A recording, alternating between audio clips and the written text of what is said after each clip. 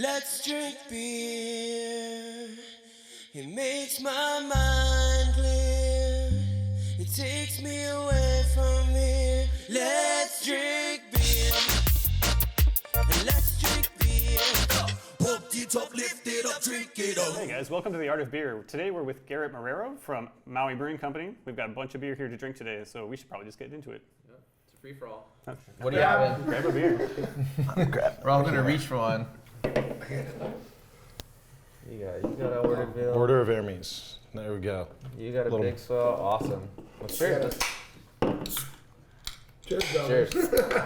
Well, cheers to cans and pour it in there.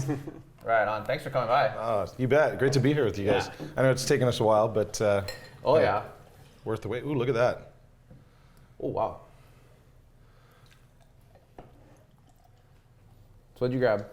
I grabbed the Orderville Hazy Mosaic IPA. Yeah, that's flagship Modern Times IPA. It's a fantastic beer, but with everything we've got going on with that acquisition, figure having a core brand from Modern Times back here in Hawaii would make sense. So, yeah. And that's not a core brand, right? No, this isn't. This is, I grabbed it because I have no idea what it is. It shows you how new Modern Times is to our family. But we're uniting under Craft Ohana and bringing Modern Times into the fold. So this is a Berliner Weiss with pineapple, passion fruit, and dragon fruit added. This is it's Order of Hermes. So, cheers. Cheers, guys. Beautiful color on that. Yeah. And you got the Big Swell? Big Swell, yeah, the old classic. Yeah. Such a good beer. Yeah, our classic flagship IPA for Maui Brewing, of course. A lot of requests for the hazy Big Swell to come back, though. Yes. That was one of kind of our all-time favorite limiteds. So, yeah. Yeah. And I got Shibata. Shibata now, right? Shibata rice lager. Yeah. This is another one. People love it. Yeah. It's perfect for here. Just did the high carbonation. Yeah. Just making the bubbles over here. Yeah, it's a great sushi drinking beer too. Yeah. We get a lot of comparisons to other more mass-produced Japanese lagers, and our brew team just nailed it with this one. I mean, it's when it's out and available, especially in cans, it just crushes. Yeah. I mean, it's you bring a six-pack to the beach thinking you're going to share, and you end up not having any to share because you crush them all. So 4.5% ABV. 2 6-packs. Yeah, I learned that. I went to the beach with some friends. I was like, God, I'm out of beer already. How does this guy run out of beer? So Yeah, that's a bad look. yeah, this is great though. Honestly, I think after shaking the dust off this morning, a Berliner Weiss is exactly what I was looking for. But ton of fruit in there, so Yeah. is of course welcome. But Yeah. So since you're holding a Modern Times beer, this is recent, right? Maui Brewing is officially acquiring Modern Times. Yeah, Walk absolutely. us through that and how that came to be. Sure. So the transaction should be closing soon, but basically we've been working on it for the past 9 months. So since the beginning of the year, just went through, kind of putting it out into the ether that we were looking at either acquiring a brewery, finding something on the mainland to create a base of operations, and we heard a rumor that Modern Times wasn't doing so hot and might need some help, and that acquisition just came to be through a lot of work on our team's part, and we're uniting under what we call Craft Ohana, which is essentially our umbrella that will house these 2 breweries, and who knows, maybe more in the future. But with the world the way it is today, growing by acquisition, but also just having the resources combined, when you're trying to get malt, hops, cans, everything, it just makes sense. More buying power. Yeah. Yep. Yeah, and it's a San Diego beer that's super well respected. I've been following them from the beginning. Great beer, amazing team, and they do very different things than Maui Brewing does. So they really fit well together. Plus, it's my hometown, so after finding success here in craft beer in Hawaii, going back to San Diego to help save a beloved brand is pretty awesome. That's good. And also, we all win because it means we'll probably see a more steady lineup of this in Hawaii. Yep. And we'll readily available, so Definitely. that works for us. Yeah. I mean, it was almost like reassuring when you guys officially got the bid and won, because at one point it's like, oh no, that brewery might disappear from the islands. Yeah. And it really gained an audience here. Yeah, it did, and would have lost the brewery really to the world at some point. But with us taking over and now being able to even brew in Hawaii once the transaction closes, of course, we'll have a much more steady flow of fresh, awesome hazy IPAs and all these big crazy beers they do too. So I love it. Yeah. Speaking of fresh beers, why don't you guys go grab one real quick? We're going to take a little break for some commercial breaks, and we'll be right back with Garrett Marrero from Maui Brewing Company. Bringing you what matters. Viewers can receive the Star Advertiser digital full access subscription for just $9.95 per month.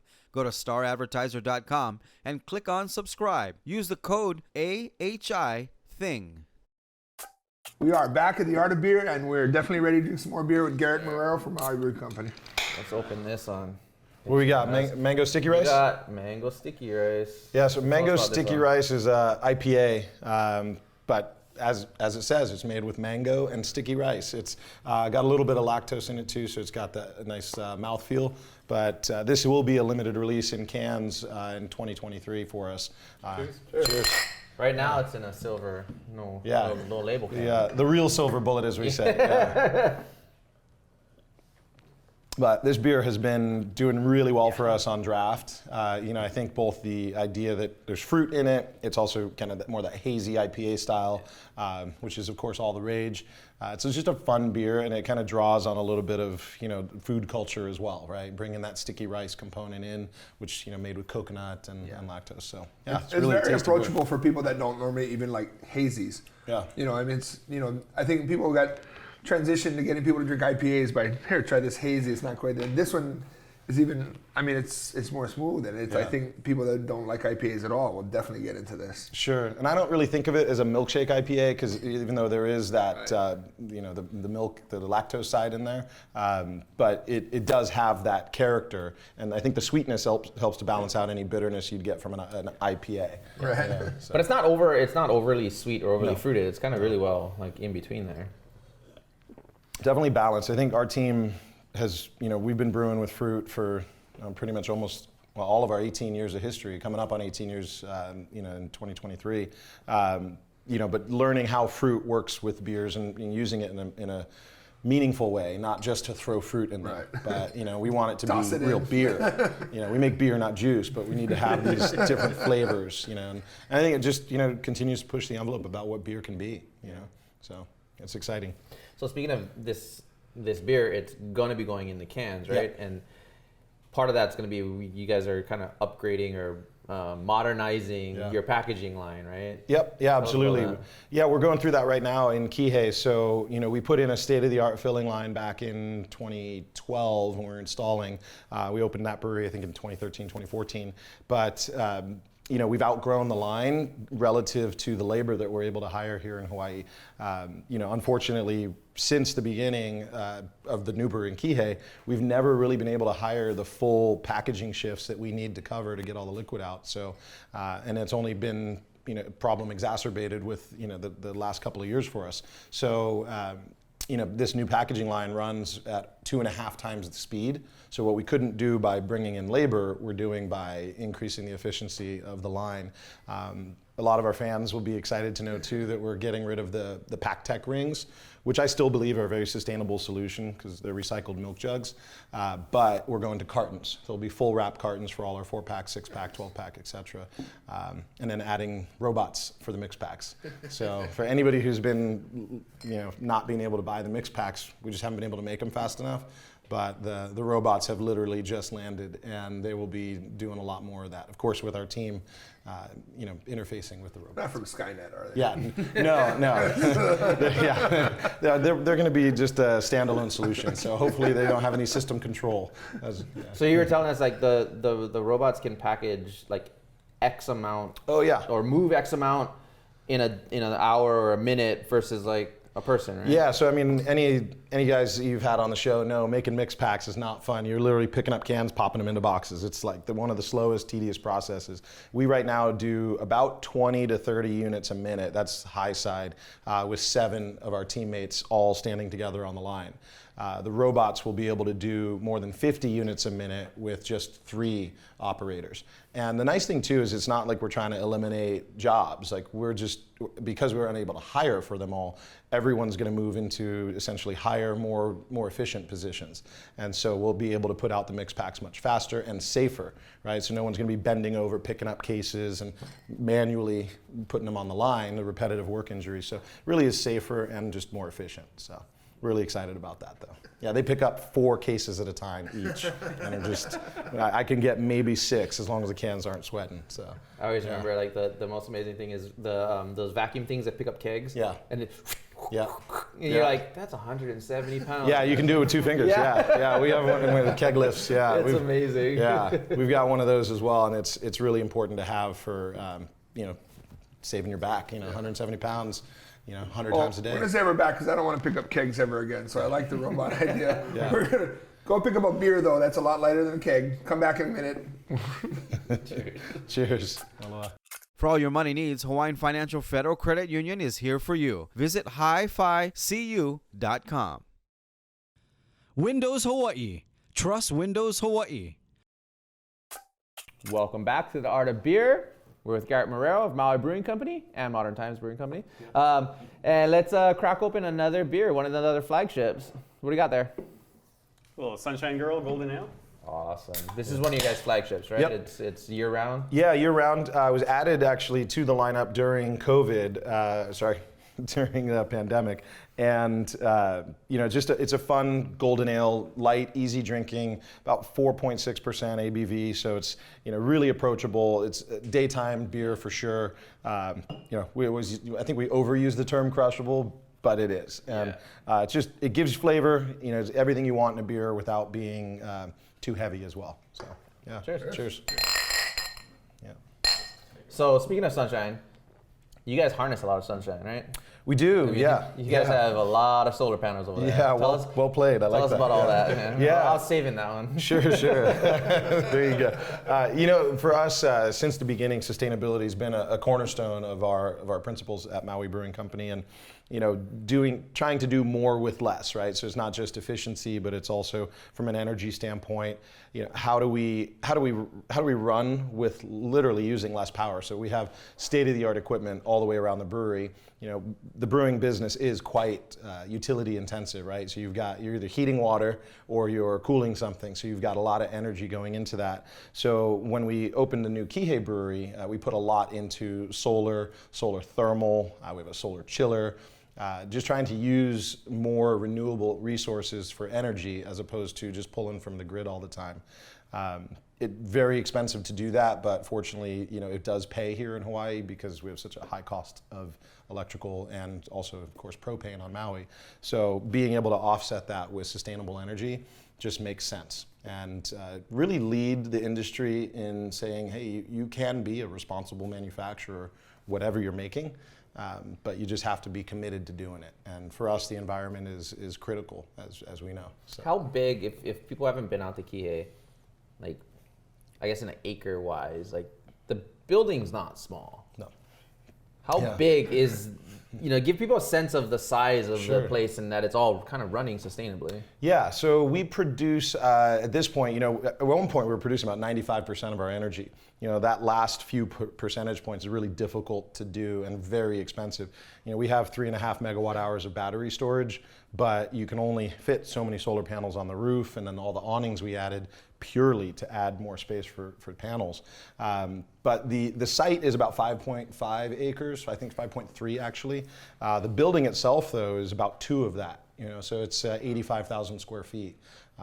So it's a massive building, but I would tell you we are running out of room left and right. So we've actually just added a second floor to incorporate all this new canning equipment. So it's like the size of Aloha Stadium. Oh God, that'd be nice. Yeah, we'd probably get lost trying to find cans. Like, where are the Bikini Blonde? Everybody rolling around on golf carts just to get down to the next row.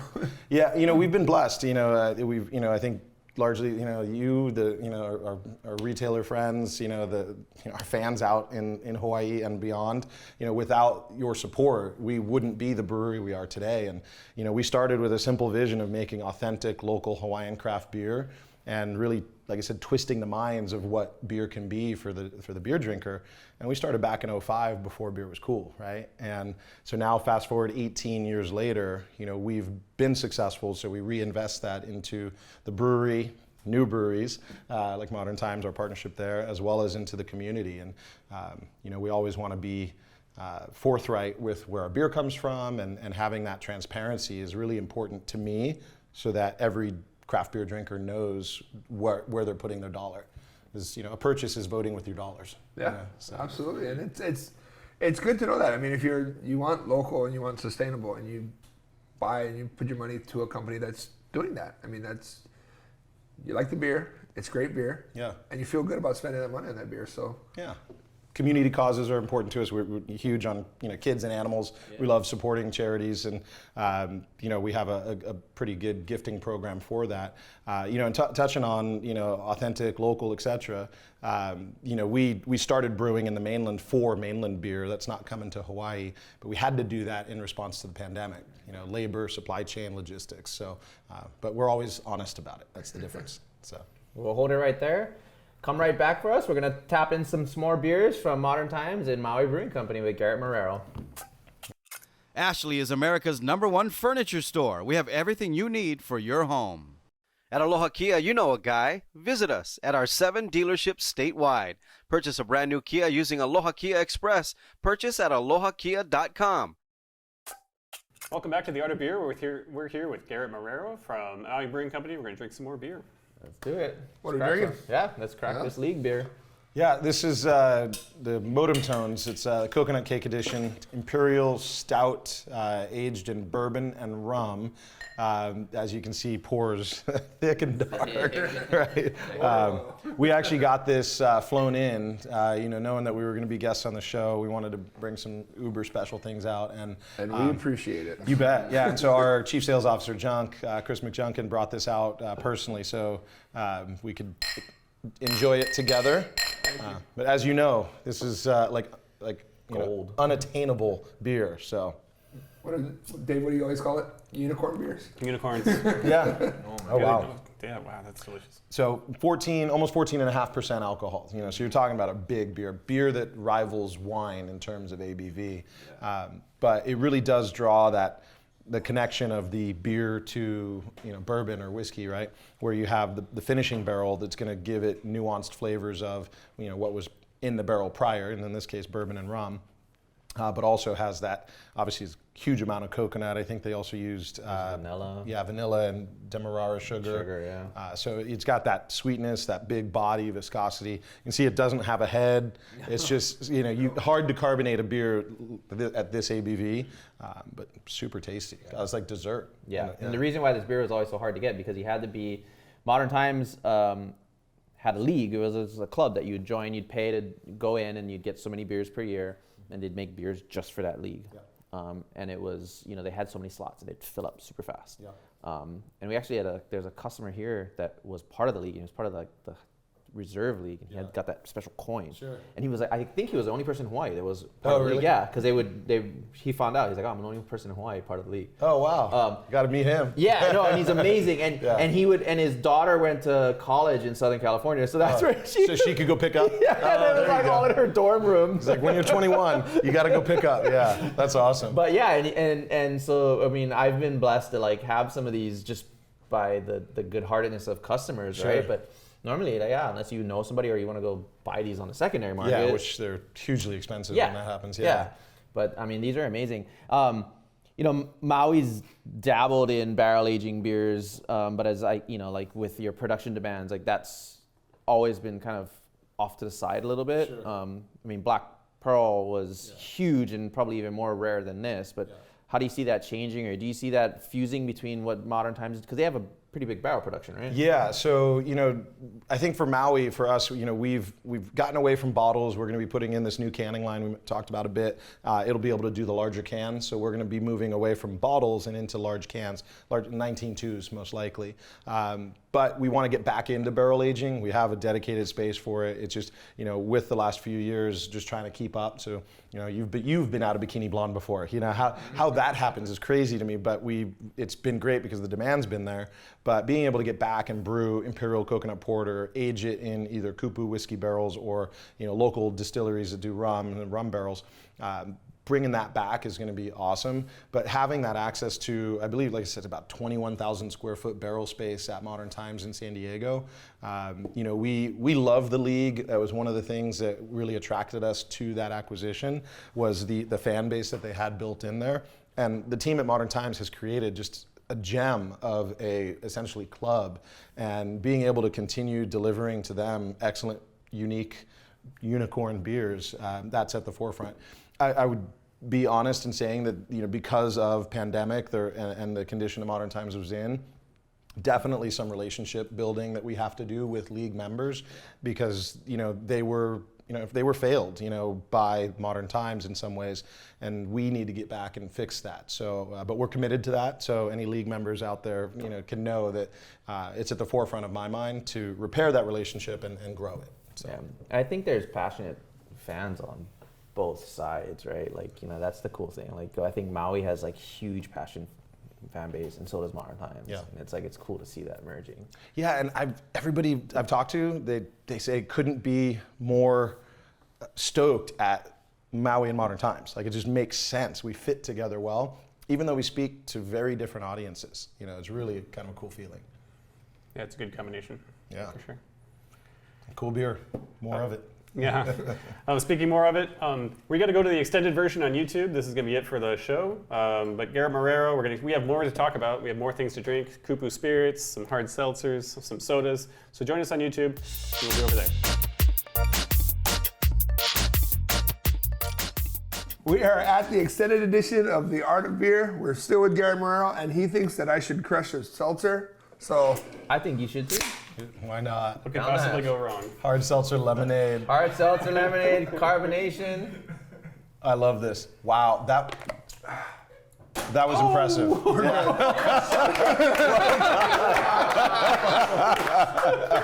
It's on KITV. So what are we drinking now, guys? And for everyone else, yeah. So I'm assuming you tasted some of it, right? Yeah. So yeah, it was. The aftertaste is still there. I'm Good, sure I'm gonna burp pretty soon. Sure. I'll get the rest of it after. Yeah. Our, I'm glad you chose that too, because the brand Ohana that we've built under Maui Brewing, it really brings together the Maui Brewing beverages, the beer, Kupu spirits, and our RTDs, and then we of course have our spirit bottles, the whiskey, gin, and Amaro. But then also the Maui Hard Seltzer line, which you've noticed doesn't say Maui Brewing Company on the can anywhere, because we really believe they're three separate things under that brand Ohana, right, brand family. And that lemonade is actually the newest addition to the seltzer lineup. And we're working on right now on an island tea, a hard tea, so that we'd be able to kind of fulfill that area of the market as well. But I know I crushed it all, but I can still taste it. It is delicious because it's lemonade. When you get to the hard seltzer world, they start talking about lemonade. It's a lot of it's been like the, Mike's Hard Lemonade, everything. But that one was still just sweet and kind of smooth and just. It's crushable. Yeah, we don't use that term, but totally, yeah. And it's in the seltzer lineup. It does have 1 gram more sugar than the regular seltzer, which itself only has, I think, less than 1 gram of sugar. We use a little bit of stevia in there to do the sweetening, so that way it's still a lower calorie beverage. I don't want to get myself in. If anybody's watching in California, I could get in trouble. But it's because it's not a low calorie food. Not a food. But it's a really fun beverage. And I think, frankly, any of the seltzers with tequila, my go-to is Casamigos Blanco and Pog Seltzer. That's my jam. When you just I can do that. I'm a Fortaleza guy, but I definitely do that with seltzer. That pairs very well. Yeah, so. Yeah, absolutely. Yeah, tequila seltzer goes a long way. I think I want to kind of jump in on another Modern Times beer. I'm so intimate with all of our Maui Brewing beverages, but thinking this guy here. Yeah, that looks like a double hazy, I think. Yeah, why not have a nice low ABV, 9% double IPA? So, lowish calorie, lowish right? ABV, If you put ish behind everything, it makes it okay. Yeah, swirl out some of my league beer. Let's see. And again, I look forward to learning more about all of the Modern Times beers, but this one's Hedgewitch. Hedgewitch, yep. And this is a newer one. Yeah, double hazy. Again, flown in just for you guys. So, yeah. Well, like Modern Times they've always been known for putting out a lot of different beers. Yeah. And you know the seasonal rotations, and it's like, and they had different hazies constantly. Yeah. And that was part of the appeal of them. And then they also such a wide variety of styles. And it's good to see that it's going to continue. Yeah. You know. Yeah, some of it has to, I think in the near term, we've got to kind of pare back a little bit. When the company was in financial trouble. I mean, it was largely a house of cards just waiting to crumble. And and it was a very public process because it was in receivership. So everything that I'm telling you about the transaction is all public information. So even the financials were available online. So you could see that. At one point their debt topped $85 million, right? And when the final number lands, we'll have paid about $10 million for the company. That it's a great buy for us, but at the same time, like just being able to acquire such a great brand with an amazing following, and they wouldn't have that following if that team wasn't so awesome. And they do make a lot of different beers. That the imagination of brewers to make that wide variety. It's just so awesome because each hazy is totally different. Yeah. Still a hazy, but Hedgewitch doesn't taste like any of the others, and so it's a really fun process. Touching on that, something I like when you get into hazies more now, because I never really paid attention to like names of hops still, but a lot of people start to label it on the can now, and so even for guys like me that never followed as much, you start seeing in repetition Citra and Amarillo, and now it's without having to dive in and be too geeky about hops, which I mean, it's just never been my thing, but I just didn't follow. But now with it always being listed, just repetition in your mind, so you start to pick it up and you see the same things. Yeah. You can now associate the type of bitterness and the hops with these things, and so it's really easy for people that are not usually into that to ease into it. So yeah, no, you're right. And I mean, hazies came about as I hate to use the term gateway to IPA, right? Because they are IPAs, but they're really about aroma, not about bitterness. Where you go back in the day when we first started, and an IPA was 82, 85, 90 IBUs, and it was all C hops, so Cascade, Chinook, Centennial. It was like drinking pine, right? And even Big Swell IPA was that in the beginning, but when and that's what the market wanted. But when we needed to morph into what IPA drinkers are looking for today, so Big Swell is probably version 3.0 by this point, as we've continued to morph into what the IPA drinkers of today are looking for. And that's, Kim and our brewing team have really done a great job with that. But Mosaic, for example, we have Mosaic Light here we can try too. I love that beer, 4.5% session IPA. All Mosaic, stone fruit, peach, white wine, where Amarillo, if you've ever had a beer with Summit, it's like garlicky, onion, it's like, it's so weird you get all those flavors. So I agree with you on the Maui Big Swell. I have that down on my list. And for a steakhouse, you don't need a lot of IPAs, right? So I carry one, and I carry that one because I feel like that one hits in between the two styles. The people that kind of like more towards hazy or people with piney, it really hits a bigger demographic. So, I mean, as far as IPAs go, it's... Well, now it's changed, like in color, malt, everything, where, back then they used to be a lot more caramel malt, a lot more residual sugar in them, a little bit darker, and then now, you want drier, lighter, crisper. More crushable, right? Where more aromatic too, right? More, absolutely. Citrus, tropical notes as opposed to just piney, earthy, right?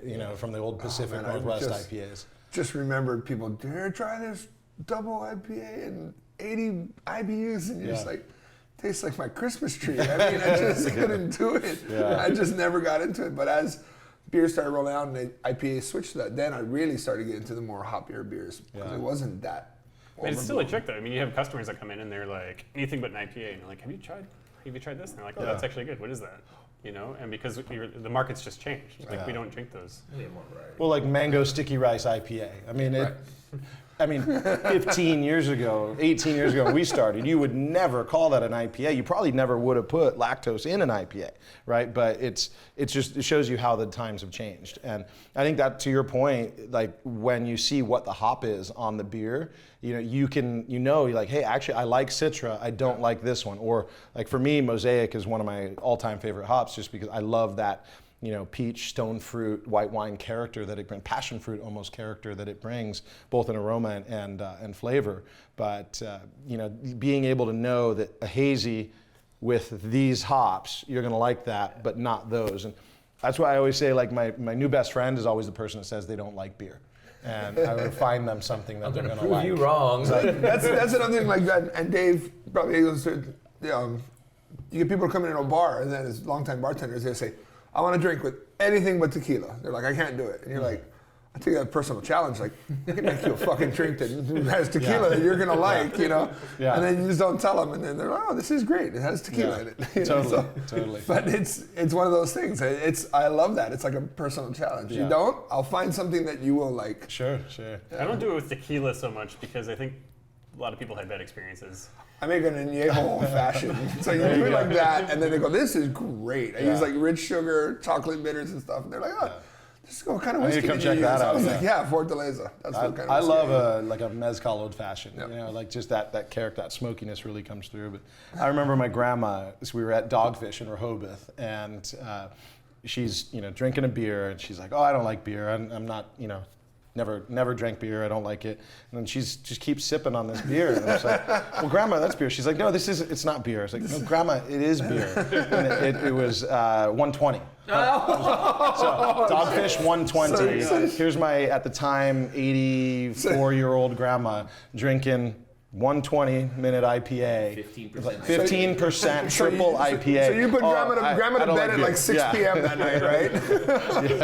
That woman is fiery. She was probably up past me, trust me. Yeah, but here she is just sipping away a 120-minute, 15% IPA, and I'm like, no, but Grandma, that is beer. It doesn't taste like beer. You got to remember, her generation, what beer was. Yeah. Very different than what beer is today for us, especially in America. So. Yeah. What do you think about it? Like 18 years ago, putting coconut in the beer, right? I mean, like that no one was thinking of doing that. When we bought our, we're doing our request for our RFQs for the brew house in Kihei. We were talking to a German manufacturer, and he said, well, we have a process. We've got to be able to add, coconut at this point, and they're like, coconut in beer? Why would you want to do this? Because it's awesome. That was literally my answer. Because it's awesome, and they had no idea that you would put anything other than malt, hops, yeast, and water into beer. So it was really, really fun to experiment with that. But we were the first coconut beer ever produced, the first rum barrel aged beer. We had the first pineapple beer too, with pineapple mana. That for us was a way to help save Maui Gold pineapple, because there was a point where we were facing it going away in Hawaii, and it's definitely the best pineapple in the world, so. But, when we talk about rum barrels, we've been talking about barrels a lot too. I think we forgot to touch on what a barrel adds to actual beer, what happens in that process. Sure. That barrel was used for rum or bourbon. Or a lot of times wine. there's residual sugars that are still stuck in that wood. Let's mention, especially if it's a bourbon barrel, because it's been pre-charred. Yep. So you get all this great flavor, and they take the whiskey out, it doesn't always set in. So you take what's left and add your beer to it and extract a little bit more. It's just, Yeah, you're getting, I think, depending on what was in the barrel prior, right? So we do everything from white wine barrel aging in like our La Prousse white. That beer, in a white wine barrel is just amazing. We do gin barrel. Gin doesn't normally age in a barrel, but we do some of that. We use prior, once used wine barrels. But then in the case like with modem tones here, bourbon and rum barrels is going to bring that spirit character, but also that vanillin from the oak, that char character. There's also a level of micro-oxidation that happens with the barrel-aged beers that changes both the mouthfeel and flavor of the beer, which, oxygen in a finished beer is always the thing you want to avoid. But in barreled beers, some level of oxidation is allowable, if you will, by BJCP, because it adds character. It's always funny thinking about it, because now you barrel aged beers and you're like this, but you think about like pre-refrigeration and shit like that in like Europe. Everything was in a barrel. Sure. I mean, that was just the standard. That they put beer in a barrel and then they tapped it. And everything was oxidized. Yeah, everything was oxidized. But I mean, that's where it started. Heating a kettle with hot rocks. No, we've done that. We've done that too. And now we're making mixed 12 packs of robots. Yes, we've done it all. Humanity is advanced. And it really hasn't been that long if you think about it, right? Like between like when they were making that in that fashion to, I mean, hell, even in the last 40 years. Sure. Like, the changes that have happened. Yeah. I mean, you've seen it in the last 18 years. Yeah, well, let's just look at the last 18 years in Hawaii. I mean, the fact that we put beer in a can, I remember our wholesaler here when I first met with them, which led me to start self-distributing, because they basically were like, wait, you're gonna put good beer in a can and you're gonna sell it for more than Heineken. We're never gonna be able to sell that. And, you know, we're the top craft brand sold in the state of Hawaii, you know, and that's from 300 barrels in 05 to this year we'll do 65,000 of our 90,000 barrels sold in Hawaii, right? You would never have seen that back, 18 years ago. But a lot of that has to do with laws that we've had to change, because a lot of the things we do today just straight weren't legal. Legislation, man. When we first opened, based on today's volume that we brew, we would be allowed to be open for 1 month a year and have to terminate everyone until 11 months goes by, because we were limited in terms of how much beer we could produce. But I love seeing like all the new breweries that have come up, and I think so many of the rules we've changed in the state have given birth to a real craft industry. And I remember hammering my fists on the table in front of the House and Senate, being like, this is going to create an industry in Hawaii. And it really has opened the doors for guys like, Steve at Lani Kai. You got, the guys at Beer Lab that are doing crazy, funky stuff that's just awesome. And then, Hanakoa, Big Island Brew House. I mean, I remember there were 4 breweries in the state of Hawaii at the end of the year we opened, and now there's 28? Yeah, and a lot 30, more planning. A lot more planning too. Yeah. That's impressive. Yeah. So. Well, when you put your foot down and you enact some change, you open up to a possibility of whatever after that. You know? Well, and legislatively, that's been the biggest challenge, right? We were handcuffed as an industry here, and so I'm glad that we've had some really good supporters in both the Senate and the House that were willing to buck the trend of not wanting to make any change whatsoever. We like those supporters in the Senate and House. We also like the supporters that come through and purchase local beers and keep local people working and local robots working. So, well, we got to get out of here. We want to have a big shout out. Thank you to Garrett Marrero for coming and hanging out with us today. Thanks for flying in, man. Stoked to be here. I can't cheers an empty glass though. Here, pour a beer real quick. There we go. I don't know what that is. Surprise! Oh, that looks like Fest beer. Let me see. Yep, Fest beer. So. Cheers, everyone. Yeah. Aloha, guys.